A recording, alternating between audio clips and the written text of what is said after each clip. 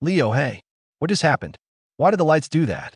Woman teacher narrator, friendly voice Leo is about to discover something super cool, electricity. But what is electricity? Let's find out together. Narrator, electricity is a special kind of energy that helps power things all around us. It makes lights shine, TVs work, and even helps your fridge keep your food cold. Leo's eyes widen as he looks at all the things in his house that use electricity. Narrator, inside wires, there are teeny tiny things called electrons.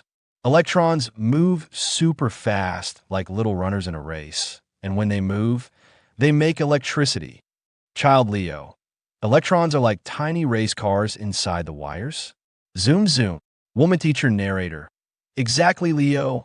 When we flip a switch, we tell the electrons to go, and that's how things turn on.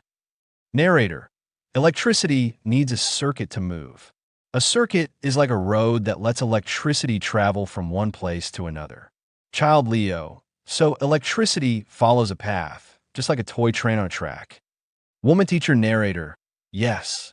If there's a break in the track, the train can't go. The same thing happens with electricity. It needs a complete circuit to work.